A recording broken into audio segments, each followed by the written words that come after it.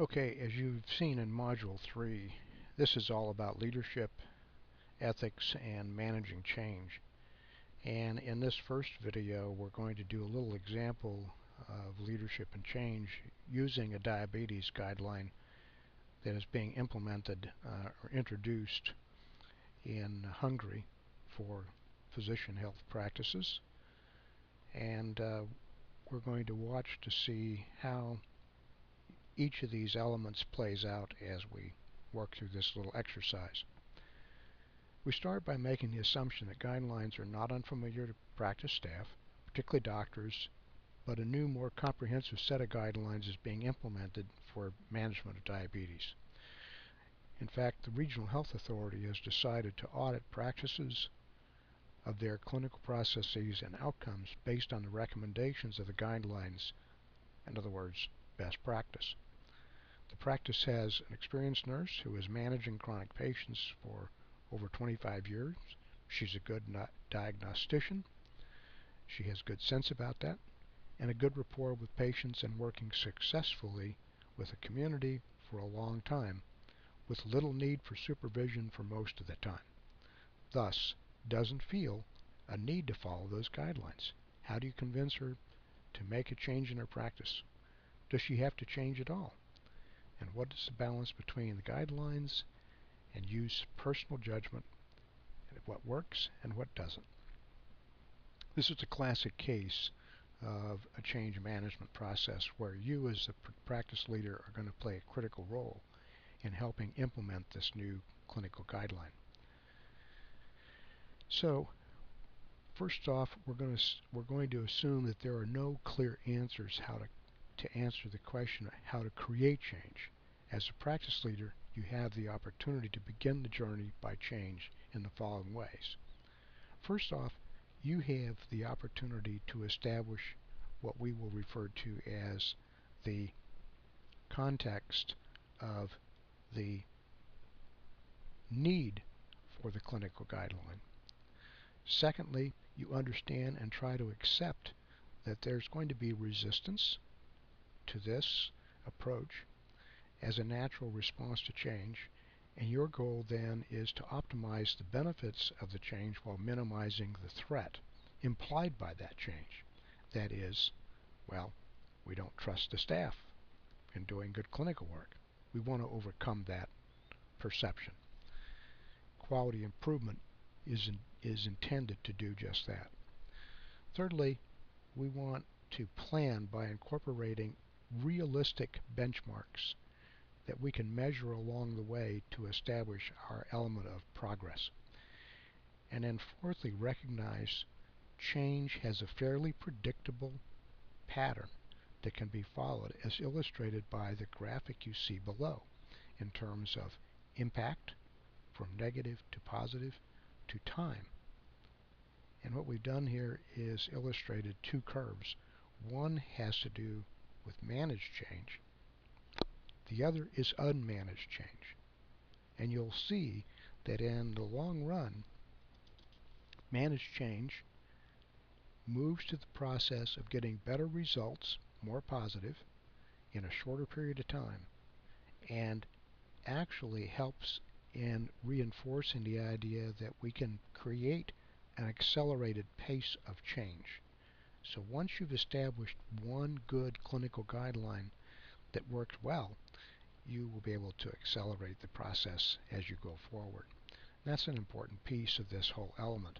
So once again, leaders create the context and need. They help to understand what that resistance is, working with staff to work through that resistance, establishing good benchmarks, and predictable outcomes. So, what have we learned in terms of what we could apply for this particular practice that would help this particular physician and the nurse in having a productive dialogue so that the rest of the staff will work with them in implementing the process, thereby by creating buy-in?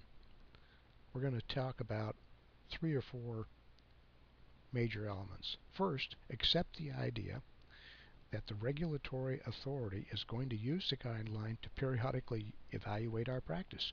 In other words, we actually have no choice but to implement it. But we do have the choice on how we apply that to our particular setting. So that means that you do have an opportunity to influence how that plays out in your quality improvement model. Secondly, this is an opportunity to educate your staff regarding the clinical validity of the guideline.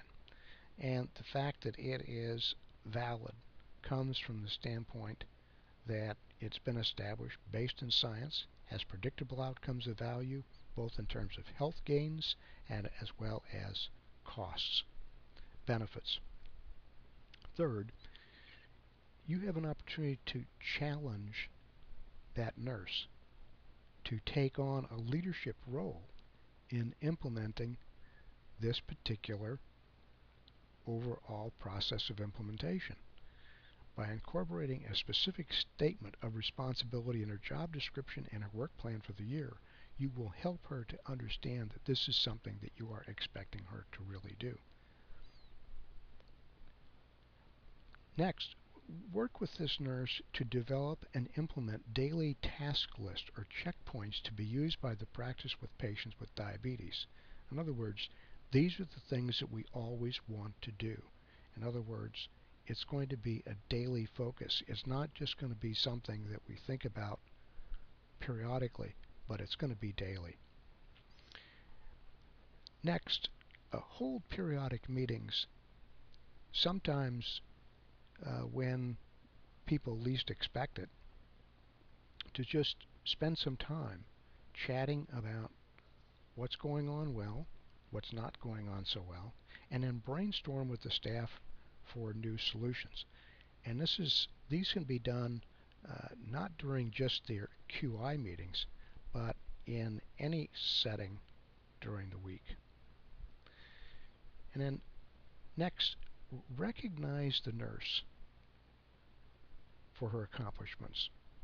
This is a major change, and it's important that you identify the fact that she is doing valuable work.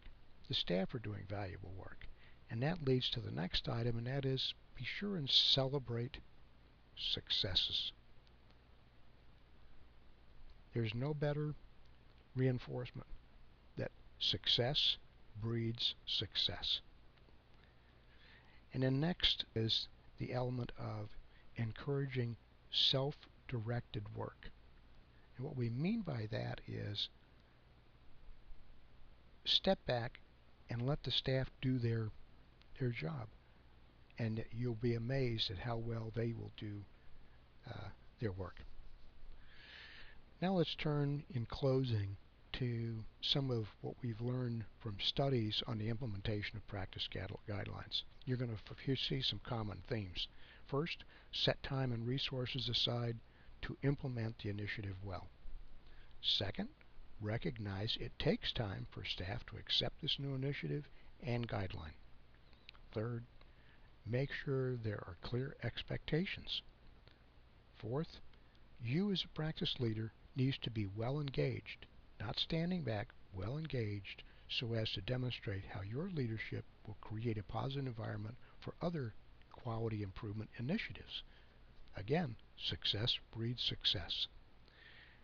Ensure that there is proper emphasis on the importance and use of these measures. This will help reinforce this point of accelerating change over time. Next, don't underestimate the time required for staff, nurses, and other staff to implement these changes. You have to make sure that they have those times set aside. And then next, incorporate expected improvements associated with each PDSA cycle so that they can be evaluated. And then last, remember to consider the influence of factors such as fatigue, distraction, time pressures as this new guideline is being implemented. So you need to be flexible and understand that in order to move through this curve process to accelerating change, you're going to have to be thoughtful. And lastly, remember, you hold the potential for success in your hands. Be positive and committed.